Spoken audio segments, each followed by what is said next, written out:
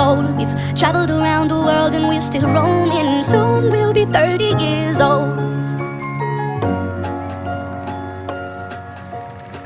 I'm still learning about life. My woman brought children for me, so I can sing them all my songs and I can tell them stories. Most of my boys are with me, some are still out seeking glory, and some I had to leave behind. My brother, I'm still savvy. Soon I'll be 60 years old. My daddy got 61. Remember life and then your life becomes a better one. I made a man so happy when